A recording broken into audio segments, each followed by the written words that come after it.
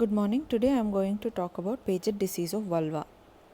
Paget disease is a malignant tumor of vulva. It can be either primary or secondary, which is spread from carcinoma of rectum, bladder, or endocervix. It occurs in three main forms. Firstly, the most common form, that is the intraepithelial adenocarcinoma. This is derived from cells in the epidermis adnexa or anogenital mammary-like glands. The second one is the invasive adenocarcinoma, which is arising from intraepithelial adenocarcinoma. The third one is pagetoid extension or metastasis to the skin by a carcinoma which was found nearby, such as primary adenocarcinoma of the cervix or the Bartholin gland, or a transitional cell carcinoma of the bladder or urethra. Paget disease can be derived from a population of cytokeratin 7 positive clear cells known as Toker cells. Clinically, there will be itching and irritation, and on examination, there will be crusting, elevated scaling erythematous rashes on the skin. It primarily occurs on the labia majora, but it is often extensive, involving the labia minora, perineum, perianal skin, thigh, mons pubis, and lower abdomen. Occasionally, there can also be extension seen in the vagina, cervix, urethra, bladder, or ureter. Extension into the ducts of periurethral glands, the mucus secreting glands of the vestibule, and the endocervical mucus glands can also occur. Microscopically, Paget disease consists of large pale tumor cells. These are the large pale tumor cells which are prominent in the basal layer of the epidermis. They are large and they have clear eosinophilic and granular cytoplasm, and the nuclei have vesicular chromatin with prominent nucleoli. They can be either as single cells or they can form nests or gland-like structures. The squamous epithelium is acanthotic with hyperkeratosis and parakeratosis. Mitotic figures can be seen. There will be areas of dermal invasion seen often. It is important not to mistake intraepithelial involvement of sweat glands or ducts for invasive tumor.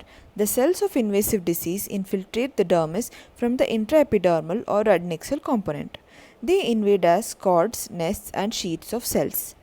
Coming to special stains, Paget cells are positive with mucicarmine, PAS after diastase pretreatment, colloidal iron, aldehyde fuchsin, or Alshan blue stains.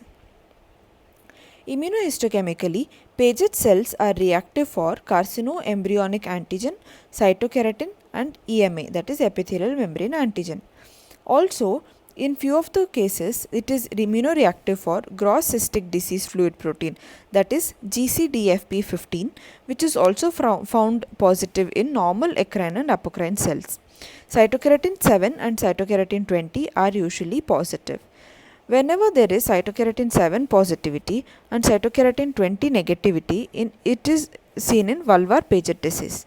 When there is cytokeratin 7 positivity, cytokeratin 20 positivity, and gross cystic disease fluid protein 15 negative, it may be a clue to an associated internal adenocarcinoma, or also known as secondary Paget disease. Coming to the differential diagnosis, the differential diagnoses are two, that is melanoma and squamous intraepithelial neoplasm. There will be intracytoplasmic melanin in cases of melanoma as well as Paget disease, because 60% of the Paget cells contain melanin granules.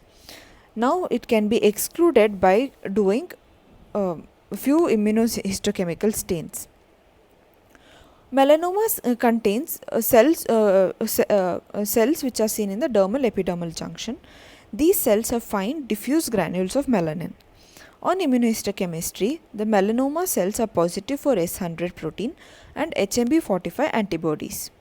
The melanoma cells lack mucin and immunoreactivity for carcinoembryonic antigen, which is seen in Paget disease.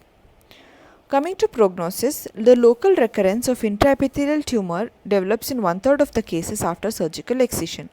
Usually, they should be the Paget disease has to be excised more than what the clinical lesion is, because sometimes microscopically there will be extension of the tumor.